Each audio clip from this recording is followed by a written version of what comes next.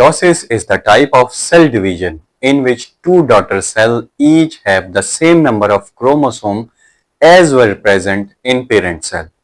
ये ऐसी type of cell division है जिसके अंदर दो डॉटर सेल्स बनते हैं और दोनों डॉटर सेल्स के अंदर नंबर ऑफ क्रोमोसोम सेम होते हैं अपने पेरेंट सेल की तरह।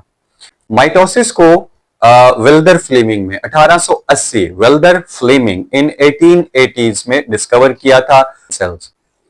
माइटोसिस की दो मेन फेजेस हैं। There are two main phases of mitosis, karyokinesis and cytokinesis. जब सेल डिवाइड होता है ना तो उसके कुछ मराहिल होते हैं, एकदम से सेल डिवाइड नहीं हो जाता। पहले उसका न्यूक्लियस डिवाइड होता है, उसके अंदर भी कुछ फेजेस हैं, 4 फेजेस हैं, उसके 4 मराहिल हैं। तो आइए इन डिटेल देखते हैं karyokinesis, prophase, metaphase, anaphase and telophase. Cytokinesis यानी कि साइटोप्लाज्म की तकसीम। जब न्यूक्लियस की तकसीम और साइटोप्लाज्म की तकसीम कंप्लीट होते हैं तो कंप्लीट होता है माइटोसिस। ये दो सिस्टर क्रोमाटिड्स जो हैं ये सिंगल पॉइंट सेंट्रोमियर में आपस में जुड़े होते हैं।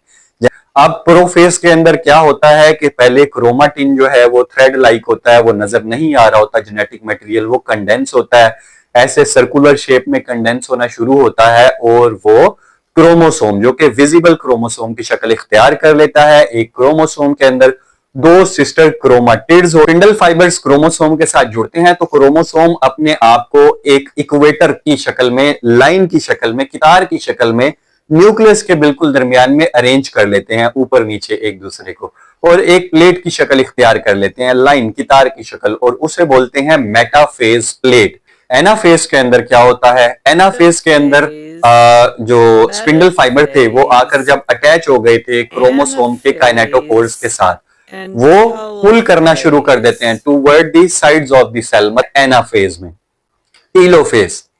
अब telophase is the last stage of karyokinesis, यानी लेकिन उसका न्यूक्लियस वाजिया तौर पर डिवाइड हो गया, उनके अंदर न्यूक्लियोलस बन जाते हैं।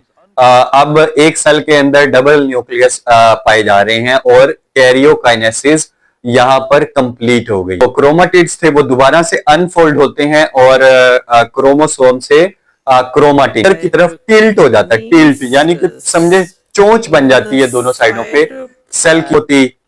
प्लांट सेल्स के अंदर क्या होता है? गोल्गी ऑपरेटस से स्पेशल टाइप ऑफ वेसिकल्स निकलते हैं और वो वेसिकल सेल के दरमियान में एक दूसरे के साथ अटैच हो जाते हैं और एक प्लेट का स्ट्रक्चर बना देते हैं जिसको फ्रेगमोप्लास्ट बोलते हैं।